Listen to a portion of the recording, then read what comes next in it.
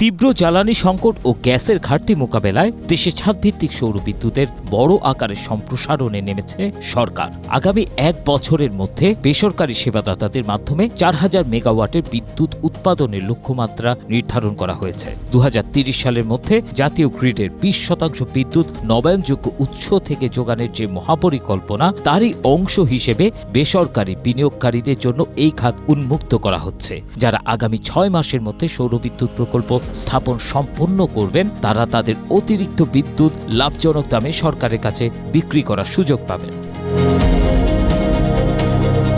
প্রথাগত মডেলের বাইরে গিয়ে এবার চালু হচ্ছে ওপেক্স মডেল। এতে ভবন বা কারখানার মালিকদের কোনো রকম প্রাথমিক মূলধন লাগবে না। বসুন্ধরা কিংবা জলসিঁড়িতে অ্যাপার্টমেন্ট কিনুন ভাইয়া হাউজিং থেকে। বিনিয়োগকারী প্রতিষ্ঠান নিজ খরচে সোলার বসিয়ে উৎপাদিত বিদ্যুৎ বিক্রি করবে বা ছাদ ভাড়া দেবে। দ্য বিজনেস স্ট্যান্ডার্ডের এক প্রতিবেদনে এইসব তথ্য তুলে ধরা হয়েছে। প্রতিবেদনে জানানো হয়েছে, বিদ্যুৎ বিভাগ ছাদভিত্তিক সোলারের জন্য ৩টি মডেলের প্রস্তাব করেছে। প্রথম মডেল অনুযায়ী গ্রাহকরা অফ গ্রিড ভিত্তিতে উৎপাদিত বিদ্যুতের পুরোটাই নিজেরা ব্যবহার করবেন। দ্বিতীয় মডেল অনুযায়ী গ্রাহকরা তাদের প্রয়োজন মতো বিদ্যুৎ ব্যবহার করবেন এবং অতিরিক্ত বিদ্যুৎ জাতীয় গ্রিডে সরবরাহ করবেন। এক্ষেত্রে ভবনের ছাদের জন্য কোনো ভাড়া দিতে হবে না।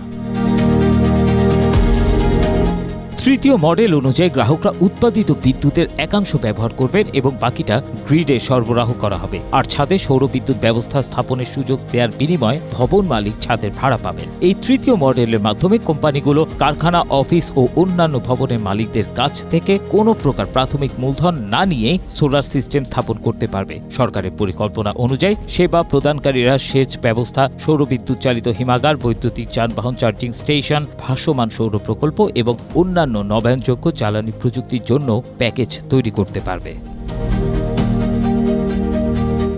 বিদ্যুৎ বিভাগের কর্মকর্তারা জানিয়েছেন, বড় আকারের ছাদভিত্তিক সোলার সিস্টেম স্থাপনের সুবিধার্থে নেট মিটারিং নির্দেশিকা ২০২৫ সংশোধনের পরিকল্পনা করছে সরকার। অনুমোদিত লোড অতিক্রম করলেও সংশ্লিষ্ট বিতরণ কোম্পানির অনুমতি সাপেক্ষে ১০০ কিলোওয়াট পর্যন্ত সিস্টেম স্থাপনের সুযোগ রেখে নেট মিটারিং নির্দেশিকা ২০২৫ সংশোধন করা হচ্ছে। প্রতিবেদনের সূত্র মতে, বিদ্যুৎ বিতরণ কোম্পানিগুলোর মাধ্যমে ভৌগোলিক এলাকা অনুযায়ী বেসরকারি সেবা প্রদানকারীদের নির্বাচন করা হবে। বিদ্যুৎ বিতরণ কোম্পানিগুলো ইতিমধ্যেই সার্ভিস প্রোভাইডারদের তালিকাভুক্তির কাজ শুরু করেছে। নির্বাচন পদ্ধতিতে যে জেলায় সেবা দেয়া হবে, সেই জেলায় পরিচালিত কোম্পানিগুলোকে বাড়তি সুবিধা বা অগ্রাধিকার দেওয়া হয়েছে। আবেদনকারীদের বৈধ ট্রেড লাইসেন্স, টিন, হালনাগাদ কর সনদ এবং অন্তত ১০ লাখ টাকার ব্যাংক সলভেন্সি বা আর্থিক সচ্ছলতা সনদ থাকতে হবে। তাদের অন্তত ২ কিলোওয়াটের একটি সোলার সিস্টেম স্থাপনের অভিজ্ঞতা থাকতে হবে। এক্ষেত্রে অন গ্রিড বা অফ গ্রিড উভয় ধরনের অভিজ্ঞতাই গ্রহণযোগ্য হবে। তবে বিশেষজ্ঞরা জানান, জাতীয় গ্রিডের বিদ্যুতের চেয়ে সৌর বিদ্যুৎ ব্যবহার যদি সহজ এবং সাশ্রয়ী হয়, কেবল তবেই গ্রাহকরা এতে স্থানান্তরিত হতে আগ্রহী হবে। ABM Asaduzzaman, Asia post.